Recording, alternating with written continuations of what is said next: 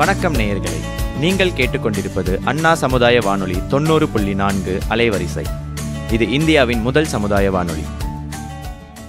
நேயர்களே, இப்பொழுது நாம் கேட்கவிருப்பது நமது அண்ணா சமுதாய வானொலியும் மதராஸ் ஒரு நிறுவனமும் இணைந்து வழங்கும் பிரதமரின் பிரணாம். தாய் பூமியின் மறுசீரமைப்பு, ஊட்டச்சத்து விழிப்புணர்வு மற்றும் மேம்படுத்தலுக்கான திட்டம் பற்றிய தொடர் நிகழ்ச்சியின் 21ஆம் பாகமாக தென்னை சாகுபடி குறிப்புகள் பற்றி தெரிந்து கொள்ள இருக்கிறோம்.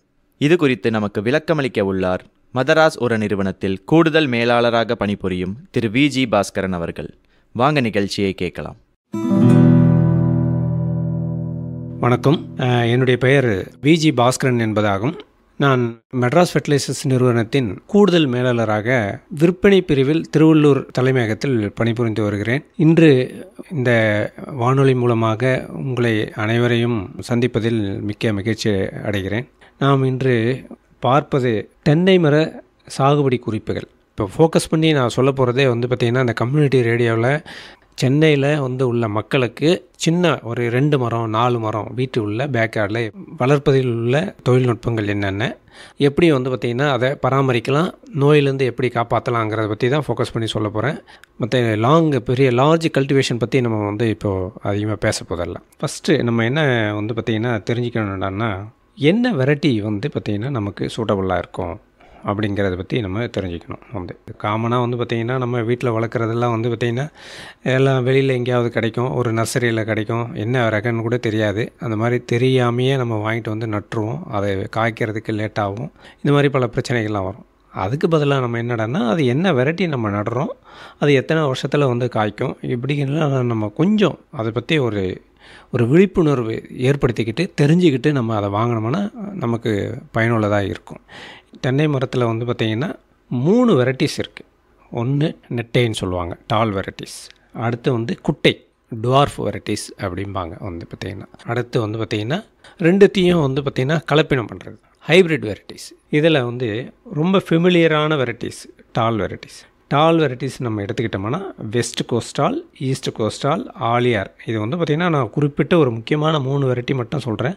இன்னும் நிறைய வெரைட்டிஸ் இருக்குது. அது நம்ம பார்த்திங்கன்னா நர்சரிக்கு நீங்கள் போனீங்கன்னா நம்ம அந்த நர்சரியில் போய்ட்டு நமக்கு என்ன சூட்டபுளாக இருக்கோ அந்த வெரைட்டிஸ் பார்த்து எடுத்துக்கலாம். இப்போது எங்கள் நர்சரியை பார்த்திங்கன்னா எங்கே இருக்குது, அதை பார்த்திங்கன்னா தென்னை நாற்று கன்றுகளை பார்த்திங்கன்னா எங்கே வாங்கலாம் அப்படின்னோம்னா, அரசாங்கமே பார்த்திங்கன்னா நர்சரிஸை மெயின்டைன் பண்ணிகிட்ருக்கு. தமிழக அரசாங்கம் நமக்கு சென்னையில் அருகாமையில் 2 இடத்துல இருக்குது. ஒன்று பார்த்திங்கன்னா மாதவரம், அதுக்கடுத்து பார்த்திங்கன்னா காஞ்சிபுரத்தில் பிச்சிவாக்கம்னு சொல்லிட்டு காஞ்சிபுரம் மாவட்டத்தில் ஒரு இடத்துல இருக்குது. இந்த 2 இடத்துல பார்த்திங்கன்னா அரசாங்கமே நர்சரியை மெயின்டைன் பண்ணிகிட்ருக்குறாங்க. அங்கே போய்ட்டு நீங்கள் நமக்கு சூட்டபுளான வெரைட்டி அதே நம்ம அங்கே போய் வாங்கிக்கலாம். இது சாதாரணமாக ஒரு தென்னை நார்க்கன்று, தென்னை கன்று பார்த்திங்கன்னா 50 ரூபாயிலிருந்து 150 ரூபா வரையும் ரேட்டில் கிடைக்கிது பார்த்திங்கன்னா. இதை நம்ம செலக்ட் பண்ணணும். செலக்ட் பண்ணிவிட்டு பார்த்திங்கன்னா நம்ம இப்போ வெரைட்டி பற்றி சொன்னேன். காமனாக பார்த்திங்கன்னா எல்லா இடத்துலையும் வளரக்கூடிய இதுன்னு பார்த்திங்கன்னா டால் வெரைட்டிஸ் தான். காரணம் டுவார்ஃப் வெரைட்டிஸ் கூட கம்மியாக தான் இருக்கும், டால் வெரைட்டிஸு கொஞ்சம் அதிகமாக இருக்கும். அதில் பெரிய அட்வான்டேஜ் என்னென்னு பார்த்திங்கன்னா, பூச்சி நோய் தள்ளிருந்து எதிர்ப்பு சக்தியோடு வளரக்கூடிய ஒரு மரம் டால் வெரைட்டிஸ் பார்த்திங்கன்னா. சுமார் 40 அடியிலேருந்து 50 அடி உயரம் வரைக்கும் வரும். அதுக்கடுத்து பார்த்திங்கன்னா அதனுடைய லைஃப் ஸ்பேனும் பார்த்திங்கன்னா அதிகமாக இருக்கும். சுமார் 50 வருடங்கள்லேருந்து 80 வருடம் வரையும் பார்த்திங்கன்னா உயிரோடு இருக்கும் அந்த மரம் பார்த்திங்கன்னா. காய்க்கிற தன்மை குறைஞ்சிக்கிட்டே வரும். பட் 40 வருடங்கள்லேருந்து 50 வருடங்கள் வரையும் சாதாரணமாக நல்லா காய்க்கும். அதுக்கு மேலே கூட அந்த மரங்கள் நல்லா பராமரித்தால் நல்லா இருக்குங்க பார்த்திங்கன்னா. அதுக்கடுத்து நம்ம தென்னையை நடுறதுக்கு முன்னாடி நல்லா ஒரு பள்ளம் எடுத்துக்கணும். அந்த பள்ளத்தோட சைஸுன்னு நம்ம பார்த்துக்கிட்டோம்னா பார்த்திங்கன்னா 3x3, 3 அடி நீளம், 3 அடி அகலம், 3 அடி ஆழம். இந்த மாதிரி பார்த்திங்கன்னா ஒரு நல்ல ஒரு பள்ளம் எடுத்துக்கணும். அந்த பள்ளத்தை எடுத்துக்கிட்டு அதுக்கடுத்து நார்மலாக என்னென்னு கேட்டிங்கன்னா, தென்னை மரத்தை நடும்போது பார்த்திங்கன்னா சிங்கிள் மரம், ஒரு மரத்தை நட மாட்டாங்க, ஜோடியாக தான் நடுவாங்க. 2 மரம் இல்லை 4 மரம் அந்த மாதிரி தான் நடுவாங்க. அப்போது 2 மரத்துக்கு பற்றி நம்ம பேசும்போது பார்த்திங்கன்னா ஒரு மரத்துக்கும் இன்னொரு மரத்துக்கும் உள்ள இடைவெளின்னு பார்த்திங்கன்னா குறைஞ்சபட்சம் 20 அடி இருக்கணுங்க. டால்னால் வந்து 25 அடி வச்சா நல்லது. அட்லீஸ்ட் நம்ம வந்து பேக் யார்டில் அந்த அளவுக்கெல்லாம் நம்ம இப்போதைக்கு வந்து பார்த்திங்கன்னா சிட்டியில் இருக்கிற சூழ்நிலையில் இருக்கிற விலைவாசிக்கு நம்ம அந்த அளவுக்கு இடம்லாம் வச்சு நம்ம பெருசாக நடக்கக்கூடிய வாய்ப்புகள்லாம் எல்லா இடத்துலையும் வந்து பார்த்திங்கன்னா கம்மியாக தான் இருக்கும். ஒரு சில வீட்டில் இருக்கும். அவங்களுக்கு வாய்ப்புகள் இருந்ததுன்னா நீங்கள் 25 அடி கூட வச்சுக்கலாம். வாய்ப்பு இல்லாதவங்க வந்து பார்த்திங்கன்னா குறைஞ்சபட்சம் வந்து ஒரு 15 அடியாவது வைங்க. 10 அடிக்கு கம்மியாக எந்த எக்காரத்தை கொண்டு வைக்க வேண்டாம் வந்து பார்த்திங்கன்னா. அப்போ வந்து 3/3 அடி 3க்கு 3 வச்சுக்கிட்டு பார்த்திங்கன்னா 10 அடி வச்சிங்கன்னா இன்னும் குறைஞ்சிரும். அதனால் வந்து இன்னும் 15 அடி வச்சுக்கிட்டோம்னா தான் நல்லது. அது மாதிரி முதல்ல பள்ளம் தோண்டிடணும். பள்ளம் தோண்டிட்டு வந்து பார்த்திங்கன்னா அந்த பள்ளத்தை வந்து நல்லா வெயிலில் காய விடணும். கரெக்டாக வந்து பார்த்திங்கன்னா ஒரு 4 நாள் 5 நாள்லேருந்து 10 நாள் இடைவெளி வரையும் நல்லா வெயிலில் காய விட்டுட்டு அந்த மண்ணெல்லாம் வந்து பார்த்திங்கன்னா கட்டி கட்டியாக இருக்கிற மண்ணெல்லாம் நல்லா உடைச்சிக்கிட்டு அதுக்கடுத்து என்ன பண்ணணும்னு கேட்டிங்கன்னா அந்த மண்ணோட கூட ஒரு பங்கு நம்ம தோண்டி எடுத்த மண் கூட வந்து ஒரு பங்கு மணல், அதுக்கடுத்து வந்து பார்த்திங்கன்னா சாண எரு வந்து பார்த்திங்கன்னா 1:1:1 ரேஷியோவில் நல்லா மிக்ஸ் பண்ணணும். நல்லா மிக்ஸ் பண்ணிவிட்டு சாண எரு ஐயா எனக்கு சாண எருவே இங்கே கிடைக்காது அப்படிங்கிறவங்க என்ன பண்ணலான்னு கேட்டிங்கன்னா இப்போ கடைகளில் city compost, organic manure, vermicompost இந்த மாதிரி எல்லாம் வந்து பார்த்திங்கன்னா ரெடிமேடாக கிடைக்கிது.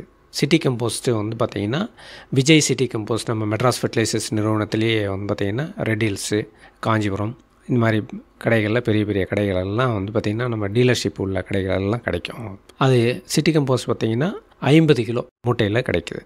அது வந்து ஒரு 10 கிலோ இல்லை 15 கிலோ அது வந்து இந்த மண் ப்ளஸ் மணல், இந்த சிட்டி கம்போஸ்ட் இல்லை ஆர்கானிக் மென்யூர் அது 40 கிலோ மூட்டையில் கிடைக்குது பார்த்திங்கன்னா. இது எல்லாத்தையும் நல்லா மிக்ஸ் பண்ணி ஃபுல்லாக அந்த 3 அடி ஆழத்தை வந்து பார்த்திங்கன்னா நம்ம 2 அடி நிரப்பிடணும். 2 அடி நிரப்பிட்டோம்னா வந்து பார்த்திங்கன்னா ஃபுல்லாக போட்டுட்டு கூட நம்ம வந்து பார்த்திங்கன்னா என்னென்னு கேட்டிங்கன்னா இந்த கரையான், அதுக்கடுத்து வந்து பார்த்திங்கன்னா நூற்புழு, இந்த மாதிரி சில புழுக்கள்லாம் மண்ணில் இருக்கும். அங்கே வந்து பார்த்திங்கன்னா கரையான் வந்து இதெல்லாம் வராமல் இருக்கிறதுக்காக வந்து பார்த்திங்கன்னா ஃபியூரிடான் கிரானுல்ஸ் அதை வந்து பார்த்திங்கன்னா ஒரு 100 கிராம் ஒரு மரத்துக்கு அதையும் கூட கொஞ்சம் மிக்ஸ் பண்ணி இதெல்லாம் போட்டுட்டு மண்ணை வச்சு மூடி நல்லா அழுத்தி விட்டுட்டு நல்லா நட்டு விட்டுறணும். இதுதான் வந்து பார்த்திங்கன்னா குழி எடுத்து வந்து தென்னையை மரத்தை நடக்கூடிய ஒரு முறை. இதை வந்து நட்டு முடிச்சிட்ட உடனே வந்து பார்த்திங்கன்னா நல்லா மண்ணை அழுத்திட்டு வந்து அதுக்கு முடிஞ்ச வரையில் வந்து ஒரு மேலே ஒரு நிழல் இருக்கிற மாதிரி வந்து நல்லா வெயிலில் வந்து காய விடாமல் ஒரு நிழல் இருக்கிற மாதிரி பார்த்துக்கிட்டோம்னா ரொம்ப ரொம்ப நல்லது. வாய்ப்புகள் இருந்ததுன்னா அதை செய்யலாம். பார்த்திங்கன்னா இந்த மாதிரி வந்து அந்த மரத்தை வந்து பார்த்திங்கன்னா 4 நாளைக்கு ஒரு முறை வந்து பார்த்திங்கன்னா குறைஞ்சபட்சம் ஒரு 30 லிட்டர்லேருந்து 40 லிட்டர் தண்ணியை வந்து அந்த மரத்துக்கு விட்டுட்டுருக்கணும். இந்த மாதிரி அப்படியே விட்டுக்கிட்டே இருந்தோம்னா வந்து பார்த்திங்கன்னா ஒரு 4 மாதம் இல்லை 5ஆவது மாதத்தில் வந்து பார்த்திங்கன்னா உங்களுக்கு புது குருத்து வந்து வர ஆரம்பிக்கும். அதுதான் வந்து பார்த்திங்கன்னா ஃபஸ்ட்டு 4ஆவது மாதத்தில் இல்லை 5ஆவது மாதத்தில். இப்போ வந்து பார்த்திங்கன்னா இந்த நவீன சாகுபடியில் வந்து என்ன பண்ணுறாங்கன்னு கேட்டிங்கன்னா நர்சரி பீப்புள்ஸ்லாம் இந்த தென்னையை வந்து பார்த்திங்கன்னா ஒரு வருஷத்தில் நம்ம நடுறதுக்கு பதிலாக ஒரு தொட்டியில் ஒரு 2 வருஷமாக வளர்த்து நோய் இல்லை பூச்சி அரிப்பு இதெல்லாம் இல்லாமல் அங்கேயே வந்து நல்லா மெயின்டைன் பண்ணி வந்து பார்த்திங்கன்னா நல்லா வளர்ந்த பிறகு கொண்டு வந்து நடுறாங்க. இல்லை 2 வருஷம் இல்லை 3 வருஷம் கூட வச்சுக்கிறாங்க. அதெல்லாம் அந்த மாதிரி வச்சிட்ட பிறகு அதை நட்டுட்ட பிறகு என்ன ஆகுன்னு கேட்டிங்கன்னா அடுத்து நம்ம ஃபுல்லாக மெயின் ஃபீல்டில் அதை நடந்த உடனே வந்து பார்த்திங்கன்னா அது 2-2.5 வருஷத்துலேயே காய்க்க ஆரம்பிச்சிடும்.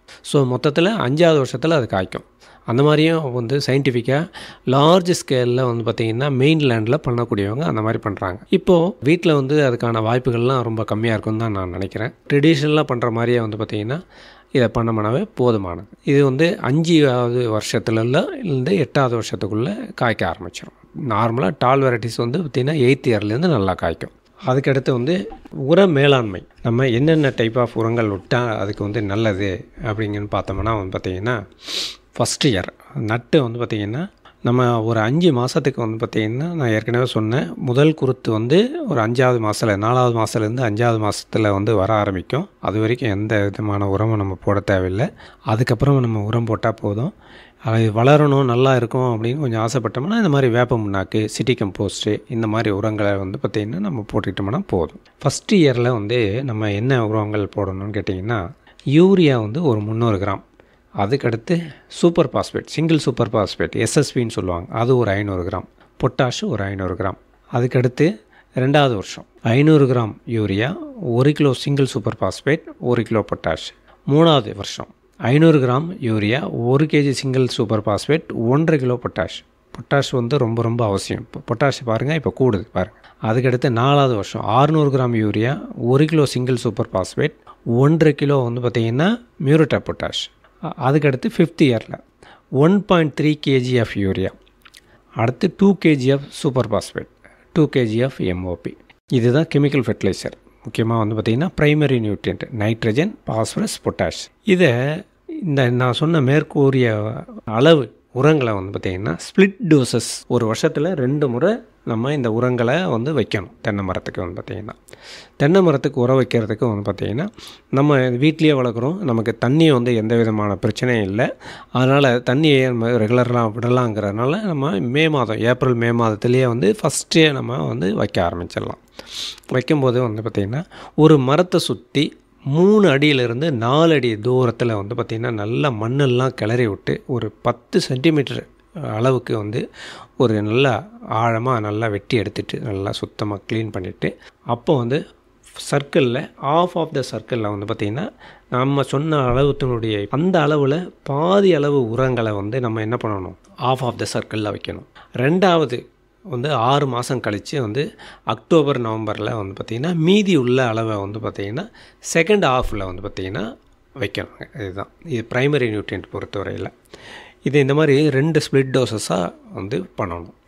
அதுக்கு அடுத்ததாக வந்து பார்த்திங்கன்னா கூட நம்ம வந்து ஒரு மரத்துக்கு ஒரு 5 கிலோ நீம் கேக்கு வேப்பம் புண்ணாக்கு, இந்த வேப்பம் புண்ணாக்கை வந்து நம்ம அது கூட வந்து 2 ஆஃப் சர்க்கிள்லேயும் 2 முறை 5 கிலோவை வைக்கலாம். அதுக்கடுத்து ஃபார்மேட் மன்யூர், சாண எரு தான் இப்போ நமக்கு கிடைக்கிறதில்ல. அதான் இப்போ நான் ஏற்கனவே சொன்ன மாதிரி ரெடிமேடாக நமக்கு வந்து 40 கிலோ 50 கிலோ பேக்கில் சிட்டி கம்போஸ்ட்டு ஆர்கானிக் மென்யூருங்கிறது, Vijay city compost, Vijay organic மென்யூருங்கிற மாதிரி வந்து உரங்கள்லாம் கிடைக்கிது. அது ஒரு மரத்துக்கு வந்து ஒரு 20 கிலோ வந்து ஒரு வருஷத்துக்கு கம்பல்சரியாக வைக்கணும். அதை இந்த கெமிக்கல் ஃபெர்டிலைசர் வைக்கும்போதே வந்து அதையும் நம்ம சேர்த்து 2 சர்க்கிளாக வந்து பார்த்திங்கன்னா 2 ஆஃப் இதெல்லாம் வந்து பார்த்திங்கன்னா 10 கிலோவாக நம்ம பிரித்து வச்சிடலாம். இதுதான் வந்து பார்த்திங்கன்னா NPK ப்ரைமரி நியூட்ரியன்ஸ் சொல்லலாம். மெயினான வந்து பார்த்திங்கன்னா ஒரு நியூட்ரியன்ஸ் சத்துக்கள். இதை தவிர வந்து பார்த்திங்கன்னா ரொம்ப முக்கியமானது பார்த்திங்கன்னா சிறிய அளவில் தேவைப்படக்கூடிய மைனர் நியூட்ரியன்ஸ் இருக்குது. அது மைனர் நியூட்ரியன்ஸுங்கிறது என்னன்னு கேட்டிங்கன்னா இரும்புச்சத்து, மேங்கனீஸ் சத்து, ஜிங்க் மற்றும் போரான் மற்றும் காப்பர். இது வந்து பார்த்திங்கன்னா மைனர் நியூட்ரியன்ஸும்பாங்க. இந்த மைனர் நியூட்ரியன்ஸ் வந்து பார்த்திங்கன்னா தென்னையினுடைய மரத்தினுடைய வளர்ச்சிக்கும் காய் பிடிக்கிறதுக்கும், அதுக்கடுத்து வந்து பார்த்திங்கன்னா அந்த பூ கொட்டாமல் இருக்கிறதுக்கும், அந்த காயெல்லாம் வந்து கொட்டி போயிடும். நிறைய பேர் நான் கடையில் பார்த்துருக்கேன், வந்து உட்காண்ட்ருக்கும்போது காயெல்லாம் கொட்டி போயிடுதுங்க, பூவெல்லாம் வந்து போகுது, காயே நிற்க மாட்டேங்குது அப்படிம்பாங்க. வந்து பார்த்திங்கன்னா அதுக்கு மெயினான காரணம் என்னன்னு கேட்டிங்கன்னா ரெகுலராக உரம் வைக்காதது. அதுக்கடுத்து உரம் வைக்கிறவங்களும் வந்து பார்த்திங்கன்னா இந்த மாதிரி இந்த மைக்ரோ நியூட்ரியன்ஸை எல்லாம் வந்து பார்த்திங்கன்னா வைக்க மாட்டாங்க. மைக்ரோ நியூட்ரியன்ஸ் வந்து தென்னை மரத்துக்கு ரொம்ப ரொம்ப ரொம்ப அவசியம். அதுலேயும் வந்து பார்த்திங்கன்னா போரானும் காப்பரும் வந்து பார்த்திங்கன்னா மிகவும் அவசியம். இப்போது இந்த மைக்ரோ நியூட்ரியன்ஸும் வந்து பார்த்திங்கன்னா தென்னைக்கு வந்து ஸ்டாண்டர்ட் மிக்சராக வந்து சில கம்பெனிகளில் வந்து பார்த்திங்கன்னா தயார் பண்ணி கொடுக்குறாங்க. வந்து பார்த்திங்கன்னா அதுக்கு வந்து பார்த்திங்கன்னா மைக்ரோ நியூட்ரியன்ஸு 1 கிலோ பேக்கில் வந்து கொடுக்குறாங்க. வந்து பார்த்திங்கன்னா ஒரு வருஷத்துக்கு இது ஒரு முறை வச்சா போதும். இல்லை நம்ம உரம் வரும்போது நம்ம 2 முறையாக 2 ஸ்ப்ளிட் டோசஸ் வைக்கிறோம் இல்லையா, அந்த 2 முறையாக கூட நம்ம இதை வந்து பிரித்து வச்சுக்கலாம். இது 1 கிலோ வந்து 130 ரூபாங்க மைக்ரோ நியூட்ரியன்ஸ். அதுக்கடுத்து முக்கியமான இன்னொரு சத்து வந்து பார்த்திங்கன்னா நுண்ணுயிர் உரங்கள். அதை தான் நான் வந்து பயோ ஃபெர்டிலைசர்னு சொல்லுவாங்க. பயோ ஃபெர்டிலைசருங்கிறது வந்து பார்த்திங்கன்னா அதில் நம்ம விஜய் கம்பெனிலேயே மெட்ராஸ் ஃபெர்டிலைசர்ஸ்லேயே தயார் பண்ணுறோம். அது மற்ற கம்பெனிலேயும் இருக்குது. அதையும் நம்ம வாங்கி இதை வந்து அவசியம் வந்து போடணும். இது என்னன்னு கேட்டிங்கன்னா ஒன்று வந்து அசோஸ்பைரில்லம், அடுத்ததாக வந்து பாஸ்போபாக்டீரியா. ஒரு மரத்துக்கு ஒரு 200 கிராம், 100லேருந்து 200 கிராம், 2 சேர்ந்து ஒரு 200 கிராம் வரையும் 400 கிராம் வரையும் வைக்கலாம். அந்த தப்பு கிடையாது. இன்னும் கூடுதலாலும் வைக்கலாம். இது ஒரு நுண்ணுயிர் உரம். இந்த நுண்ணுயிர் உயிருள்ள உரம் இது வந்து காற்றில் இருக்கிற நைட்ரஜனை கொண்டு வந்து தென்னை மரத்துக்கு கொடுக்கும். அதுக்கடுத்து மரம் வளர வளர வந்து பார்த்திங்கன்னா நான் மெயினாக இந்த ஃபஸ்ட்டே சொன்னாங்க பேக்யார்டில் கல்டிவேஷன் பற்றி தான், நம்ம சிறிய அளவு கல்டிவேஷன் பற்றி தான் பேசிகிட்டு இருக்கோம். மரத்தை வந்து பார்த்திங்கன்னா நம்ம பேக்யார்டை வந்து இலை, காம்பு, இந்த மாதிரி உதிர்வு இதெல்லாம் இதெல்லாம் வந்து பக்கத்தில் வேறு ஏதாவது மரம் இருக்கும், இலை உதிர் வந்து நிறையா வேஸ்ட்டெல்லாம் இருக்கும்.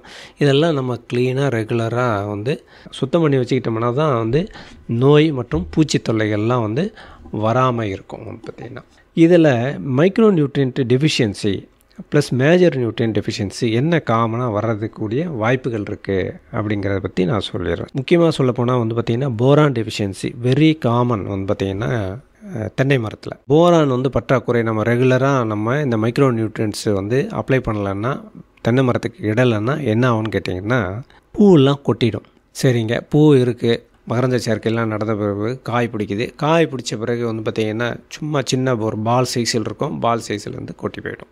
இது வந்து பார்த்திங்கன்னா சாதாரணமாக நடக்கும். இது எல்லார் வீட்லேயும் இருக்கக்கூடிய ஒரு காமனான ப்ராப்ளம். அதனால் இந்த மைக்ரோ நியூட்ரியன்ட்டு போரானும் அதுக்கடுத்து வந்து ஜிங்க்கு ரொம்ப ரொம்ப முக்கியம். ஜிங்க்கு வந்து பற்றாக்குறை வந்தாலும் இது வந்து வர்றதுக்கான வாய்ப்புகள் இருக்குது. அதுக்கடுத்து காய் வந்து நல்லா வளர்ந்துடும். வளர்ந்த பிறகு என்னன்னு கேட்டிங்கன்னா வந்து காய் மேலே வந்து பார்த்திங்கன்னா ஒரு சுறுசுறியாக ப்ரௌன் கலரில் வருங்க. காய் வந்து சிறுத்து போயிடும். காய் பிடிக்கவே பிடிக்காது வந்து பார்த்திங்கன்னா நல்லா பெருசாகாது. இது வந்து சொரசொரப்பாக இருக்கும் வந்து பார்த்திங்கன்னா அதுக்கு மார்க்கெட் வேல்யூவே வந்து குறைஞ்சி போயிடும். உள்ளே வந்து பார்த்திங்கன்னா நட்ஸ் எல்லாம் வந்து ஃபுல்லாக வந்து சைஸ் வந்து குறைஞ்சி போய் வந்து தண்ணியே இருக்காது. வந்து பார்த்திங்கன்னா காய் உள்ள அந்த எண்டோ கார்ப்பும் வாங்க பாருங்கள், அது உள்ள காய் பிடிக்கிறது வந்து பார்த்திங்கன்னா சுத்தமாக இருக்காது. ரொம்ப சிறிய அளவில் இருக்கும். வந்து பார்த்திங்கன்னா 200 ml தண்ணி இருக்க வேண்டிய இடத்துல 75 ml தான் இருக்கும். மேலே ஒரு சொறியாக சொரசொரப்பாக இருக்கும். இதுதான் வந்து போரான் டெஃபிஷியன்சி, ஜிங்க் டெஃபிஷியன்சி காமனாக வராது. அதுக்கடுத்து வந்ததாக லீவ்ஸ் எல்லாம் வந்து எல்லோ கலர் ஆகிரும். எல்லோ கலர் ஆகுது. ஃபஸ்ட்டு ஓல்டு லீவ்ஸ் வந்து பார்த்திங்கன்னா எல்லோ கலராக மாறும். அதுக்கடுத்து வந்து பார்த்திங்கன்னா புதுசாக வர்ற லீஃபு யங் லீவ்ஸ் எல்லாம் வந்து பார்த்திங்கன்னா எல்லோ கலர் டிஸ்கலரேஷன் வந்து அப்படியே வரும். இது வந்து காமனான ஒரு நைட்ரஜன் டெஃபிஷியன்சி உள்ள ஒரு சிம்டம்ஸ். அடுத்ததாக மணிச்சத்து பாஸ்பரஸில் என்ன பெரிய குறைபாடுன்னு பார்த்திங்கன்னா வேர் வந்து வளர்ச்சி அடையாது. வேர் வளர்ச்சி அடையலைன்னா மரம் வளராது. அது வந்து பார்த்திங்கன்னா ஸ்டண்டட் க்ரோத்தும்பாங்க. அப்படியே மரம் வளராமல் அப்படியே குட்டையாக அப்படியே நிற்கும். மரமே வளரலைங்க, அப்படியே இருக்குதுங்க, 4 வருஷம் ஆச்சுங்க, அதுக்கப்புறம் வளரவே இல்லைங்க, காய் பிடிக்கலைங்க அப்படிம்பாங்க. வந்து பார்த்திங்கன்னா இந்த ஸ்டண்டட் க்ரோத் வந்து பார்த்திங்கன்னா பாஸ்பரஸ்னால் வந்து வளரக்கூடிய ஒரு காமனான ஒரு டெஃபிஷியன்சி சிம்டம்ஸ் வந்து பார்த்திங்கன்னா. அதனால் ரெகுலராக வந்து பார்த்திங்கன்னா இந்த ப்ரைமரி நியூட்ரியன்ஸும் மைக்ரோ நியூட்ரியன்ஸும் நம்ம ரெகுலராக வைக்க ஆரம்பிக்கணும். பார்த்திங்கன்னா இதுதான் முக்கியமாக நியூட்ரியன் மேனேஜ்மெண்ட் ஆஃப் கோகனட்டில் முக்கியமானது. இப்போது இன்னொரு விஷயம் நான் உங்களுக்கு சொல்ல வர்றது என்னென்னா, இப்போ காமனாக வந்து தென்னை மரத்துக்கு மருந்து வைக்கிறதுங்க அப்படின்னு சொல்லி தென்னை மரத்துக்கு ஊசி போடுறதுங்க அப்படின்னு சொல்லிட்டு நிறைய பேர் வந்து எக்ஸார்பிட்டன்ட் ரேட்டில் வந்து பார்த்திங்கன்னா நிறைய மக்கள் வந்து பார்த்திங்கன்னா வெளியில் வந்து சத்தம் போட்டுக்கிட்டு கூப்பிட்டுக்கிட்டே இருப்பாங்க. அவங்கள கூப்பிட்டோம்னா ஒன்றுமே இல்லை, சாதாரணமாக வந்து பார்த்திங்கன்னா இப்போ nitrogen, phosphorus, potash, NPK, urea, SSP and potash அப்படிங்கிறத பற்றி சொன்னேன். அவங்க இந்த ஜிப்சம் சொல்லிட்டு ஒரு பொருளை வந்து வாங்கி வச்சுட்டு இது சூப்பர் பாஸ்பேட்டு, இது பொட்டாஷு அப்படின்னு சொல்லிட்டு நிறைய மக்களை வந்து பார்த்திங்கன்னா பொய் சொல்லி ஏமாற்றி இதை வந்து உரம் வைக்கிறேன்னு சொல்லிட்டு ஒரு மரத்துக்கு 500 600 ரேட்டில் வாங்கிட்டு போயிடுறாங்க. அவங்கள பார்த்து நீங்கள் ஏமாற வேண்டாம். வந்து பார்த்திங்கன்னா இது ஒரு காமனாக வந்து பார்த்திங்கன்னா என்பிகேங்கிறது ஒரு பூச்சி மருந்து கடையில் இல்லை வந்து ஒரு உரக்கடையில் வந்து காமனாக விற்கக்கூடிய ஒரு பொருள். இது யூரியா, சூப்பர் பாஸ்பேட், பொட்டாஷ். அதுக்கடுத்து வந்து பார்த்திங்கன்னா கோக்னட் மிக்சர் 1 கிலோ சொன்னேன் நான், அது ஒரு 130 தான். பார்த்திங்கன்னா வேப்ப முன்னாக்கு எல்லாருக்குமே தெரிஞ்சது தான். அது முக்கியமாக இந்த 3 வந்து காமனாக கிடைக்குது. அதனால் வெளியாட்கள் எல்லாம் வந்து நம்பி வந்து பார்த்திங்கன்னா அவங்கள உரம்லாம் வந்து வைக்க சொல்ல வேண்டாம். நான் அதை நம்மளே வச்சுக்கலாம். வந்து பார்த்திங்கன்னா வைக்கிறதுக்கு வேணால் நம்ம ஆள் வச்சுக்கலாம். பட் ஆனால் நம்ம உரங்களெல்லாம் நம்ம வாங்கி கொடுத்துட்டோம்னா அவங்க வச்சுட்டு போயிடுவாங்க. இது வந்து முக்கியமாக வந்து கவனிக்கக்கூடியது. இது வந்து இப்போ நம்ம உர மேலாண்மை பற்றி பார்த்தோம். அதுக்கு அடுத்ததாக வந்து முக்கியமாக தென்னையில் ஏற்படும் நோய்கள் மற்றும் பூச்சி தொல்லைகளை பற்றி பார்க்க போகிறோம். அதில் முக்கியமான விஷயங்கள் பார்த்திங்கன்னா முதல்ல பூச்சியை பற்றி நம்ம பார்ப்போம். பூச்சியில் வந்து பார்த்திங்கன்னா முக்கியமாக வந்து 4 இருக்குங்க. 1 ரைனோசரஸ் பீட்டில்ம்பாங்க, காண்டாமிருக வண்டு, பெரிய வண்டு. அது வந்து பார்த்திங்கன்னா முக்கியமானது, ரொம்ப ப்ரிவலண்ட்டாக இருக்கிறது, காமனான ஒரு வண்டு, தொல்லை தரக்கூடிய ஒரு வண்டு. அதுக்கடுத்து வந்து பார்த்திங்கன்னா செவ்வண்டு, ரெட் பாம் வீவில், இது வந்து பார்த்திங்கன்னா அதுவும் ஒரு காமனான ஒரு வண்டு. அதுக்கடுத்ததாக பேன், ஈரியோஃபைட் மைட், இது வந்து பார்த்திங்கன்னா பூ வந்து காய் பிடிக்கும் போது வந்து பார்த்திங்கன்னா காயிலே இருந்து வளரக்கூடியது வந்து பார்த்திங்கன்னா. அதுக்கடுத்து பிளாக் ஹெட்டட் கேட்டர்பில்லர். இந்த பிளாக் ஹெட்டட் கேட்டர்பில்லருங்கிறது 2 இலைக்கு நடுவில் வந்து பார்த்திங்கன்னா அந்த தென்னை மட்டையில் வந்து நடுவில் வந்து பார்த்திங்கன்னா இருந்து இலையை சுரண்டி சாப்பிட்டு வந்து பார்த்திங்கன்னா ஃபுல்லாக இலையெல்லாம் காய விட்டுரும், வளராது மரம். இதுதான் வந்து பார்த்திங்கன்னா முக்கியமானது. ரைனோசரஸ் பீட்டில்ங்கிறது வந்து பார்த்திங்கன்னா ஒரு கருப்பாக இருக்கும், பெரிய வண்டு வந்து பார்த்திங்கன்னா. இதை வந்து சொல்லும்போதே காண்டாமிருக வண்டு அப்படிம்பாங்க வந்து பார்த்திங்கன்னா.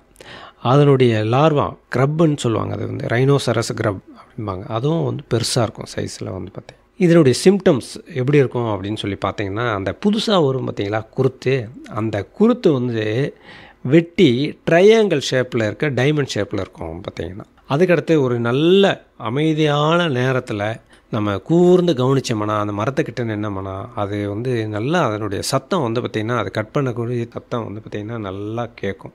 அதுக்கடுத்து வந்து பார்த்திங்கன்னா, அதனுடைய எஸ்க்ரீட்டா, அதனுடைய வேஸ்ட்டு கட் பண்ணி இலையெல்லாம் கட் பண்ணி வேஸ்ட்டெல்லாம் வந்து பார்த்திங்கன்னா அந்த மட்டையிலிருந்து கொட்டும்.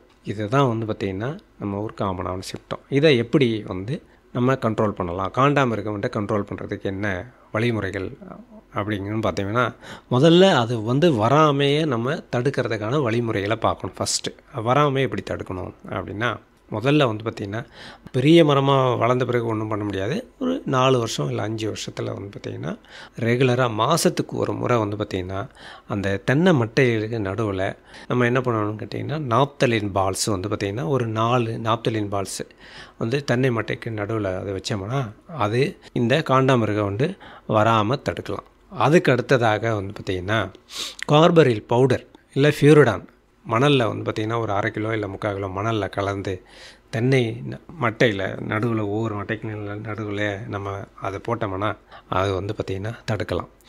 அதுக்கு அடுத்ததாக வந்து பார்த்திங்கன்னா, நல்ல ஒரு கொடை கம்பி அது மாதிரி ஒரு கம்பியை வந்து எடுத்துக்கிட்டு அது இருக்குதுன்னு தெரிஞ்சப்போ நல்லா குத்தி விடணும். ஃபுல்லாக குத்தி விடணும்னா அது உள்ளே இருக்கிற வந்து பார்த்திங்கன்னா வண்டுகள்லாம் வெளியில் வர்றதுக்கு ஆரம்பிக்கும் வந்து பார்த்திங்கன்னா. இது ஒரு மெத்தட்.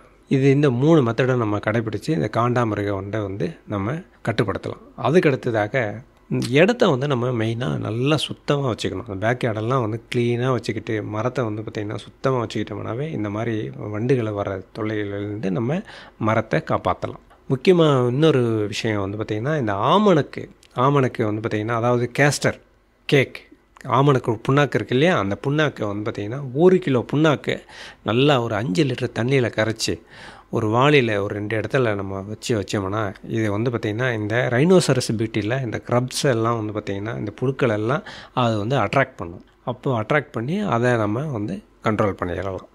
அதுக்கப்புறம் வந்து பார்த்திங்கன்னா, இந்த ஆமணக்கு புண்ணாக்கை நம்ம நிலத்துக்கே கூட யூஸ் பண்ணிக்கலாம். வந்து பார்த்திங்கன்னா அந்த மரத்துக்கு யூஸ் பண்ணிக்கலாம். வந்து பார்த்திங்கன்னா புண்ணாக்கு நம்ம வேப்ப புண்ணாக்கு யூஸ் பண்ணுற மாதிரி இதையும் நம்ம யூஸ் பண்ணிக்க வேண்டியது தான். அதுக்கு அடுத்ததாக செவ்வண்டுங்கிறது வந்து பார்த்திங்கன்னா ரெட் ஃபார்ம் வீவில் என்னென்னு கேட்டிங்கன்னா, வளர்ந்த மரத்தில் வந்து அதுவும் இதே மாதிரி வந்து மரத்தை வந்து பார்த்திங்கன்னா தொலைச்சி எடுத்துரும். அப்படியே வந்து பார்த்திங்கன்னா நோண்டி எடுத்து ஃபுல்லாக வந்து ஒரு மரத்தில் வந்து ஒரு ஹோல்ஸை உருவாக்கி அது உள்ளே போய்ட்டு அது உள்ளே முட்டை வச்சு அதில் வந்து பார்த்திங்கன்னா அது வளர ஆரம்பிக்கும். மரத்தை போலாக பண்ணிடும் அப்படியே வந்து பார்த்திங்கன்னா. அதுக்கடுத்ததாக வந்து பார்த்திங்கன்னா ஒரு செந்நிறத்தில் வந்து பார்த்திங்கன்னா லிக்விட் வந்து ஊசாகும் அதில் வந்து பார்த்திங்கன்னா அந்த தென்னை மரத்தில் இருக்குது. இதுதான் வந்து பார்த்திங்கன்னா ரெட் ஃபார்ம் வீவிலோட செவ்வண்டினுடைய முக்கியமான சிம்டம்ஸ். இப்போது அந்த மாதிரி இடத்துல வந்து பார்த்திங்கன்னா இது ஃபுல்லாக கம்ப்ளீட்டாக வந்து அந்த மரத்தை அதெல்லாம் ஃபுல்லாக கம்ப்ளீட்டாக நோண்டி எடுத்து அந்த இதெல்லாம் உள்ளே இருக்கிறத வந்து பார்த்திங்கன்னா வண்டுகளோ இல்லை வேறு ஏதாவது செருகுகளோ இல்லை வேஸ்ட்டு எல்லாத்தையும் க்ளீன் பண்ணி கம்ப்ளீட்டாக எடுத்து வந்து பார்த்திங்கன்னா ஃபுல்லாக களிமண் இல்லை தார் வேறு எல்லாம் வந்து பார்த்திங்கன்னா சிமெண்ட்டு கொஞ்சம் மணல் கூட கலந்து கூட வந்து பார்த்திங்கன்னா இந்த ஃபியூரிடான் கிரானியூல்ஸ் வந்து மோனோக்ரோட்டோஃபாஸு இதெல்லாம் கொஞ்சம் நல்லா ஏதாவது மோனோக்ரோட்டோஃபாஸ் ஆர் ஃபியூரிடான் இந்த ரெண்டில் ஏதாவது ஒன்று பார்த்திங்கன்னா கம்ப்ளீட்டாக கொஞ்சம் மிக்ஸ் பண்ணி மரத்தை வந்து பார்த்திங்கன்னா அந்த ஹோல்ஸ் எல்லாம் நம்ம ப்ளக் பண்ணி கம்ப்ளீட்டாக அடைச்சி விடணுங்க. அடைச்சி விட்டோம்னா வந்து அதை வராமல் நம்ம கட்டுப்படுத்தலாம். அதுக்கடுத்து 3வது வந்து பார்த்திங்கன்னா இன்னொரு கண்ட்ரோல் மெஷர் என்னன்னு கேட்டிங்கன்னா மோனோக்ரோட்டோஃபாஸுங்கிறது ஒரு பூச்சி மருந்து. அந்த மோனோக்ரோட்டோஃபாஸை வந்து பார்த்திங்கன்னா நம்ம என்ன பண்ணணும்னு கேட்டிங்கன்னா, தென்னை மரத்தினுடைய மெயின் வேர் எடுத்துக்கணும். வந்து பார்த்திங்கன்னா அதாவது ஒரு 4 அடியிலேருந்து 8 அடி வந்து அகலத்தில் வளரக்கூடியது வந்து பார்த்திங்கன்னா அதனுடைய வேர்கள். இப்போ வந்து பார்த்திங்கன்னா அதில் உள்ள வேரை வந்து பார்த்திங்கன்னா நம்ம ஒரு 15 சென்டிமீட்டர்லேருந்து ஒரு 30 சென்டிமீட்டரில் ஒரு நல்ல வேரை வந்து கண்டுபிடிச்சி அந்த கண்டுபிடிச்ச வேர்லேருந்து நம்ம என்னன்னு கேட்டிங்கன்னா மெயினாக அந்த வேர் எடுத்து ஒரு 30 ml மோனோக்ரோட்டோஃபாஸ் ப்ளஸ் ஒரு 30 ml தண்ணியை கலந்து அது ஒரு பாலித்தீன் கவரில் விட்டுட்டு அந்த வேரை நல்லா கட் பண்ணி விட்டுட்டு அந்த பாலித்தீன் கவரில் அந்த வேரை உள்ளே விட்டுட்டு ஃபுல்லாக ஒரு நூல் போட்டு கட்டி விட்டுறனாங்க. நல்லா கட் பண்ணி விட்டுட்டோம்னா இந்த மோனோக்ரோட்டோஃபாஸை வந்து பார்த்திங்கன்னா இது வந்து எடுக்கும்போது வந்து இந்த மாதிரி அது என்னன்னு கேட்டிங்கன்னா மரம் ஃபுல்லாக மோனோக்ரோட்டோஃபாஸ் வந்து ஊடுருவி மருந்து சிஸ்டமிக் இன்செக்டிசைடு. அந்த இன்செக்டிசைடு வந்து ஃபுல்லாக மரத்தில் எல்லாம் போயிட்டு அந்த விஷத்தன்மையினால் வந்து இந்த ரெட்வார்ம் வீவில் ஓரளவுக்கு கண்ட்ரோல் பண்ணலாம். முக்கியமாக வந்து பார்த்திங்கன்னா நான் ஏற்கனவே ஒரு பூச்சி ஒன்று சொன்னேன். அது என்னன்னு கேட்டிங்கன்னா பிளாக் ஹெட்டட் கேட்டர்பில்லர் அப்படின்னு சொன்னேன் ஒரு புழு. அதுக்கடுத்து ஈரியோஃபிட் மைட் அப்படிங்கிறது ஒரு பேன். இந்த ரெண்டுத்தையும் கண்ட்ரோல் பண்ணுறதுக்கு ஒரு சிறந்த ஒரு மருந்து வந்து மோனோக்ரோட்டோஃபாஸ். இந்த மெத்தடில் தான் இதை வந்து நம்ம கண்ட்ரோல் பண்ண முடியும். இல்லை வேறு இன்னொன்று மெத்தட் என்னன்னு கேட்டிங்கன்னா ஃபியூரோடான் கிரானியூல்ஸ். ஃபியூரோடானை வந்து பார்த்திங்கன்னா 100 கிராம் ஒரு மரத்துக்கு வந்து 100 கிராம் வந்து பார்த்திங்கன்னா மணலோடு கூட கலந்து உரம் வைக்கும் போதே கூட நம்ம அதை வந்து வச்சிட்டோம்னா நம்ம நூற்புழுக்கள் நெமட்டோட்ஸையும் கண்ட்ரோல் பண்ணலாம், இதையும் கண்ட்ரோல் பண்ணலாம். எதுங்க லீஃப் ஹெட்டட் கேட்டர்பில்லர், ஈரியோஃபிட் மைட்டு, இதை மூலமாக நம்ம கண்ட்ரோல் பண்ணுறதுக்கு நல்ல ஒரு வாய்ப்பு இருக்குது வந்து பார்த்திங்கன்னா. இதுதான் வந்து முக்கியமான ஒரு 4 பூச்சி தொல்லைகள். அதுக்கு அடுத்ததாக வந்து பார்த்திங்கன்னா நோய் தொல்லை. இது என்ன அப்படின்னு பார்த்தோம்னா ஒரு 3 இல்லை 4 வந்து பார்த்திங்கன்னா முக்கியமான நோய்கள் இருக்குது. இப்போது நோய் பற்றி சொல்லணும்னா வந்து பார்த்திங்கன்னா ஒரு 3 விதமான நோய்கள் தென்னை மரத்தில் இருக்குங்க. அதில் முக்கியமான நோய் வந்து வாடல் நோய். அது வந்து வில்ட் டிசீஸ்ன்னு சொல்லுவாங்க. அதுக்கு அடுத்ததாக வந்து பார்த்திங்கன்னா ஸ்டெம் ப்ளீடிங்கிறது அது ஒரு ஃபங்கஸ்ஸு. அந்த ஃபங்கஸ் மூலமாக வந்து ஒரு நோய் வருதும். அதுக்கடுத்து ஷீத் பிளைட்டு, அது ஒரு முக்கியமான ஒரு நோய். இதுதான் வந்து தென்னை மரத்தில் முக்கியமாக வளரக்கூடியது. முதல்ல வந்து பார்த்திங்கன்னா இந்த வாடல் நோய் பற்றி பார்ப்போம். இந்த வாடல் நோய் என்னென்னு கேட்டிங்கன்னா வந்து ஃபங்கஸ்னால் வருது. Soil borne fungus. Soil borne ஃபங்கஸ்லாங்கிறது என்னென்னா மண்ணிலேயே இருக்கக்கூடிய அந்த ஃபங்கஸ் வந்து அந்த மரத்தை வந்து தாக்கி அதை வளர விடாமல் பண்ணும். நீரை உறிஞ்சக்கூடிய சக்தி இல்லாமல் பண்ணிடும் வந்து பார்த்திங்கன்னா. அதனால் வந்து மரம் அப்படியே வந்து பட்டு போயிடும் வந்து பார்த்திங்கன்னா. இதுதான் வந்து பார்த்திங்கன்னா இதனுடைய மெயின் சிம்டம்ஸு. அதுக்கு அடுத்ததாக ஸ்டெம் ப்ளீடிங்கிறது வந்து பார்த்திங்கன்னா அந்த மரத்தில் வந்து பார்த்திங்கன்னா ஒரு வெடிப்பு உருவாகி என்னன்னு கேட்டிங்கன்னா அதிலேருந்து அப்படியே அந்த நீர் வந்து கொட்டும். இதுதான் வந்து பார்த்திங்கன்னா இதனுடைய முக்கியமான வந்து சிம்டம்ஸ். இப்போது இது வந்து என்னென்னு கேட்டிங்கன்னா ஆரம்ப நிலையிலேயே வந்து நம்ம இந்த ஸ்டெம் ப்ளீடிங்கை வந்து ஃபுல்லாக கம்ப்ளீட்டாக நம்ம கண்ட்ரோல் பண்ணலாம். எப்படின்னு கேட்டிங்கன்னா காப்பர் ஆக்சிக்ளோரைடு, சிஓசின்னு சொல்லுவாங்க. காப்பர் ஆக்சிக்ளோரைடை வந்து என்ன பண்ணணும்னு கேட்டிங்கன்னா நம்ம 100 லிட்டர் தண்ணிக்கு வந்து 250 கிராம் காப்பர் ஆக்சிக்ளோரைடு இது ரெண்டுத்தையும் மிக்ஸ் பண்ணி நல்லா கரைச்சிக்கிட்டு ஃபுல்லாக வந்து பார்த்திங்கன்னா மரத்துக்கு ஊற்றிடணும். குருத்துலேயும் ஊற்றலாம். அது வந்து அப்புறம் குருத்த இழுகல் நோய்க்கும் இது நல்லா வந்து கேட்கும். இல்லை வந்து பார்த்திங்கன்னா நமக்கு வந்து சாப்புன்னு சொல்லிட்டு ஒரு மருந்து இருக்குது. லீஃப் பிளைட்டு, ஸ்டெம் ப்ளீடிங், இந்த ரெண்டுத்தையும் கண்ட்ரோல் பண்ணுறதுக்கு இதை வந்து 0.25%. 0.25%ங்கிறது என்னென்னா 250 கிராம் பூஞ்சன மருந்து ப்ளஸ் 100 லிட்டர் தண்ணி. அதுக்கேற்ற மாதிரி நமக்கு வந்து பார்த்திங்கன்னா இப்போ ஒரு மரம் 2 மரம் தான் சார் இருக்குது, நமக்கு எத்தனை லிட்டர் தேவைப்படும்டான்னா ஒரு மரத்துக்கு 5லேருந்து 10 லிட்டரு அவ்வளோதான். அதுக்கேற்ற மாதிரி நம்ம கரைச்சி அந்த மரத்துக்கு யூஸ் பண்ணிக்க வேண்டியது தான் வந்து பார்த்திங்கன்னா. அதுக்கேற்ற மாதிரி நம்ம மருந்தை 100 கிராம் மருந்தை போட்டுக்கிட்டு ஒரு 10 லிட்டரில் கரைச்சிட்டோம்னா நமக்கு வந்து சரியாக போயிடும். வந்து அதை இது பண்ணிக்கலாம்.